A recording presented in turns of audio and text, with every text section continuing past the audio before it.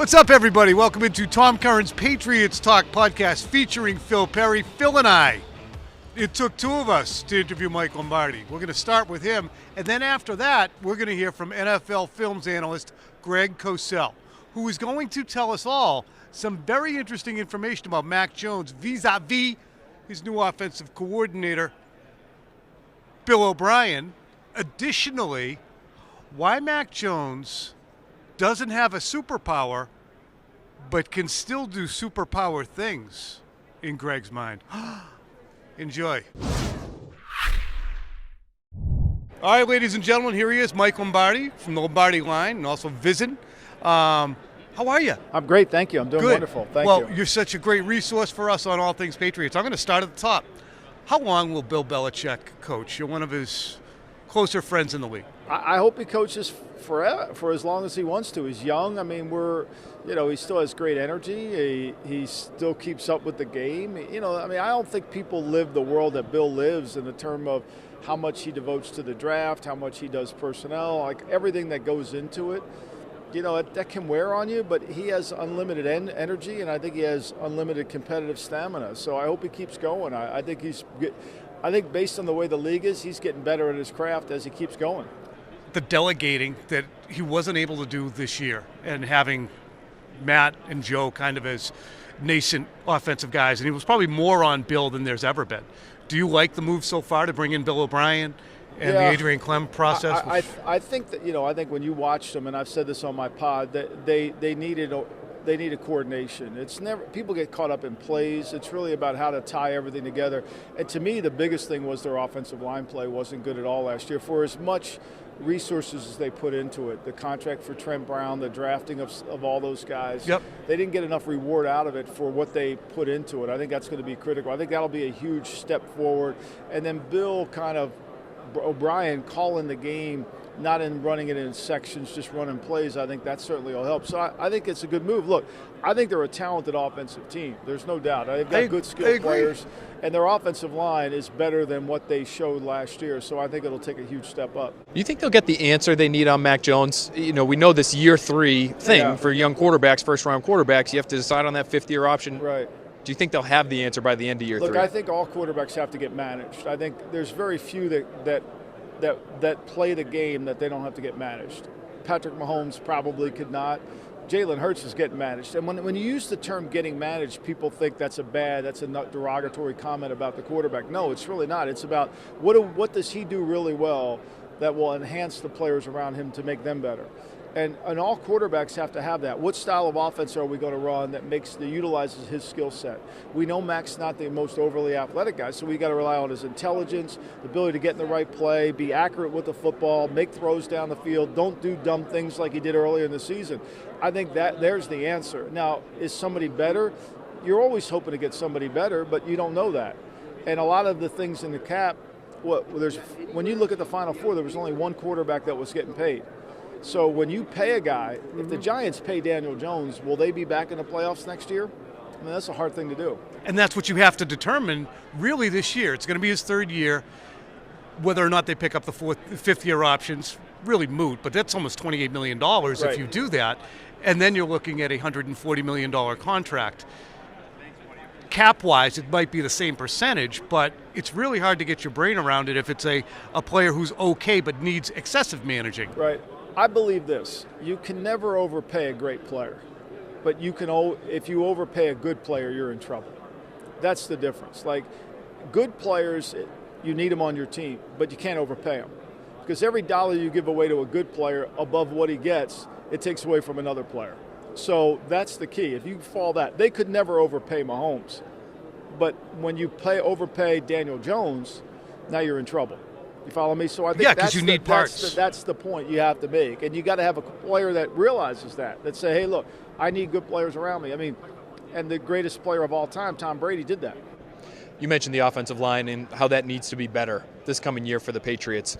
I'm curious, though, as they go and build their team for 2023 and beyond, should it be offensive line that's the priority? Or I'm looking at the Eagles this year. And what a drastic difference A.J. Brown made. And it was a huge investment, but could you see Bill making that kind of move to elevate the offense to where it needs to be to really contend? I come from the school of This is from Bill Walsh. The last position you fix on your team is the wide receiver. That's Walsh believe, and he was an offensive coach. If you don't fix that line, they're not counting the 5 Mississippi. So it's going to be hard for you to throw the football. And I think with the receivers they have, whether it's Thornton develops a step in the second year, whether it's Parker comes back and plays and stays healthy, or Kendrick Bourne or whomever, or the tight ends, they've got skill players. They just didn't protect well enough to get the ball to them. What do you think Bill and Mac's relationship will be like? Because we saw Mac act out plenty of times once he finally said, enough's enough, I can't do it anymore, I'm losing my mind, I'm yelling at the sideline. That can't go over big with Bill Belichick, who's, likes a sense of order. Yeah, but also he also listens to what the players, he takes feedback from players, and so he understands the frustration. I think when your energy is directed in the right place, in the right manner, you're always going to get heard by him. Ladies and gentlemen, here he is. It's Greg Cosell from NFL Films, one of the great NFL analysts. Amherst 78 legendary basketball player at Amherst. I don't know about that. Appreciate you taking the time. And the reason we like to talk to Greg is he does so much work on film and breaking guys down. And it's educated, and it's long-standing, and it's well vetted. So tell me, what in God's name did you see from the New England Patriots offense this year? Well, if I'm going to be fair, I would probably say it was a tough watch at times. And people that know me say that that's sort of my moniker when a team is not really fun to watch on offense. And again, the one thing, Tom, that I can't get into, and people have asked me this through the season, I can't speak to the process on a week-to-week basis. We know that it's easy to rip 1 Belichick, 2 Matt Patricia, Joe Judge. That's easy. But I won't do that because I don't know what the process was. And I just won't do that. Obviously they made some changes in their offense. And did it play out the way they had hoped? Clearly not. Now, they brought back Bill O'Brien, who I personally have tremendous respect for as an offensive coach and offensive mind, and I think you'll see real positive changes. Almost immediate, I'm kind of thinking. I would think so, too. But I think the first thing, I spend a lot of time evaluating quarterbacks, and fortunately have been taught by people a lot smarter than I am. I tell people all the time, the guy that really got me so enthusiastic about evaluating quarterbacks from kind of an intellectual and academic way was Bill Walsh. I was so fortunate to spend a lot of time with Bill Walsh. So when I evaluate a quarterback, I really evaluate a quarterback to play at a high level, literally snap after snap after snap. Not to make a play that we see on SportsCenter 20 times, correct, but to play the position the right way, snap after snap after snap. And there's been many others, but he was sort of the guidepost for me. I think Mac Jones is ultimately that style of quarterback. Who will string positive plays together that are well thought out. Yes, he's not necessarily, you're not going to look, in other words, people always ask me, well, make a list of quarterbacks. Well, you can't compare Mac Jones and Josh Allen. That's a pointless conversation. Mac Jones is a certain kind of player who's gifted in some ways, but if you're talking about pure physical traits, which are different from playing the position, physical traits can obviously work. There are guys who are very physically gifted, like a Josh Allen, like a Justin Herbert, who are very good players, obviously. But that's not the way Mac Jones can play. He can't do that. Can you win with that quarterback? I think Tom Brady might have cowed us into a notion that, well, he's a pocket passer and not the elite quarterback that he was. We dismiss, or we hold up this gold standard of what a quarterback is and say, well, Mac could maybe be Brady if you keep stringing decisions together. Right. Or Brady-esque. Right. Well, where in the reality is it's Allen, it's Mahomes, it's Herbert, it's Jalen Hurts, it's Lamar Jackson. It's dual threat guys who have one trait that is plus, plus, plus. Well, that gets into the discussion of whether one believes in today's NFL you need to be able to make those out-of-structure, second reaction, improvisational plays in order to reach. And you know me well enough, Tom, to know I don't use the word great loosely by any means, but to be at that higher level. That's a debate. Joe Burrow, for instance, is clearly a pocket quarterback, but he has more than enough functional movement ability that he can make plays outside the structure. That's not his calling card. Right. That's not what you're going to remember about his game, but he's capable of doing that. So the question is, can Mac Jones And again, I don't want people to hear this and say, well, you're comparing Mac Jones to Joe Burrow. That's not my point. We're talking about quarterback traits. Traits, exactly. Right. They're in the same phylum. Right. So can Mac Jones do that to some degree? I think he's shown some flashes that he's a better mover than people probably gave him credit for when he came out of Alabama, but he's not necessarily going to wow you with those second reaction improvisational plays. Nor with the arm. And I think that's one aspect that Joe Burrow has. Obviously, Justin Herbert has that and a little more mobility. Mac's trait is his brain and his anticipation, and he needs to be able to. And I would say that his arm is probably a little better than maybe people think. It's certainly by no means a big arm or a power arm, but he has a trait that I think is really, really good in that he can throw with bodies around him, which is really important for a pocket quarterback because he does not have to stride to throw the football.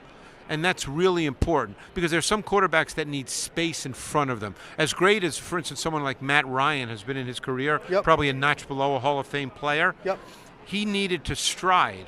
He was a strider. One of the reasons this year that Trevor Lawrence took a step forward is because when you watched him coming out of Clemson, he was a strider. And if he had to hurry himself, he would end up throwing high. He'd become scattershot. They did such a great job, that staff in Jacksonville, getting him to be less of a strider. Right. And that becomes really important because in the NFL you have to throw in what we call contested or muddied pockets. That's just part of playing quarterback in the NFL. This is not college football. Right.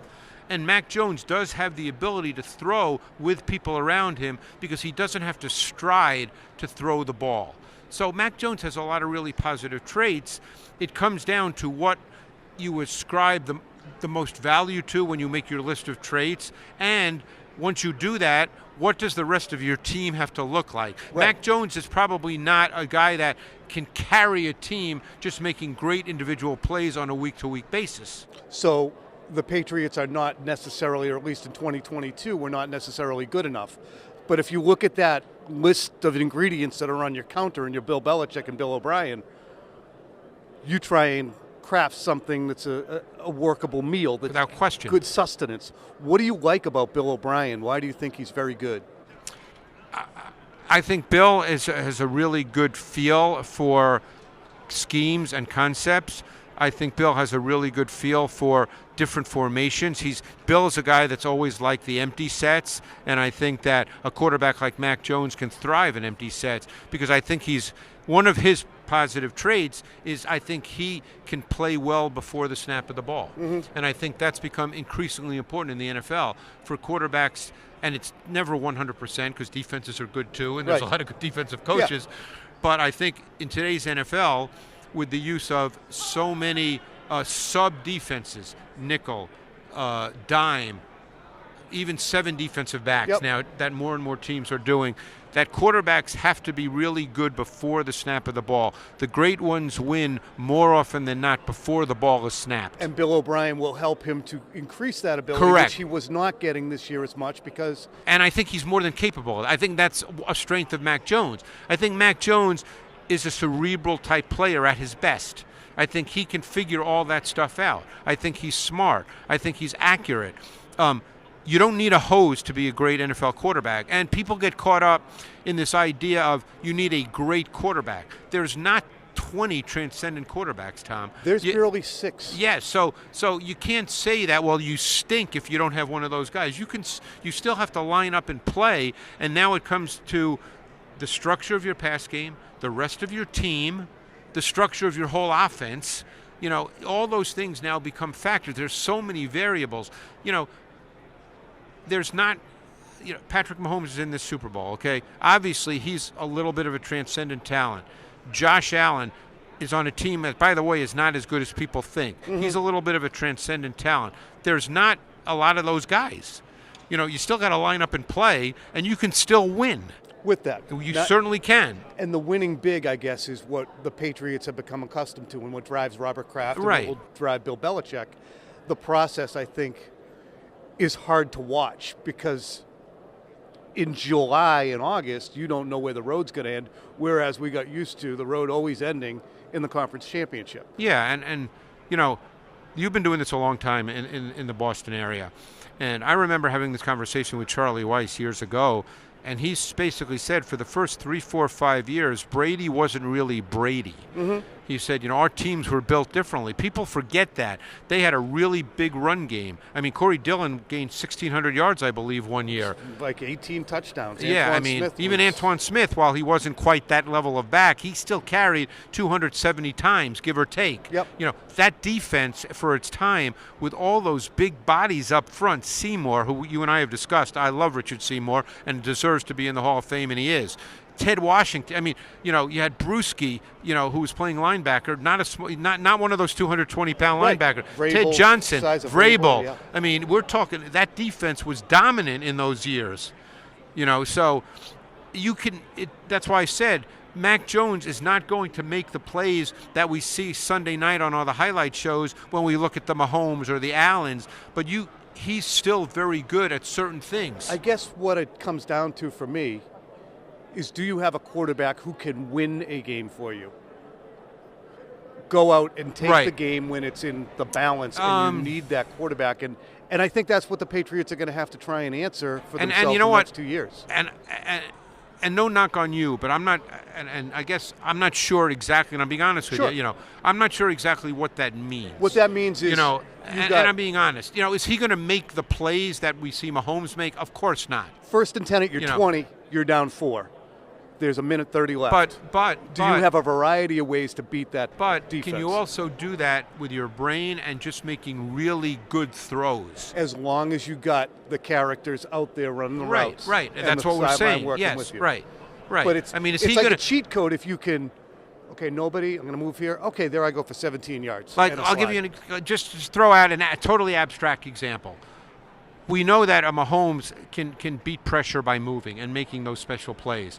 What happens if in that situation, Mac Jones comes to the line and you know what? He sees that blitz and he changes the play and then he drills a 17-yard completion to a wide receiver and you don't even know what he did at the line because no one really knows that. That prevented him from having to run. That prevented him from, that's the stuff that great Mac illustration. Jones Yeah. ultimately can do.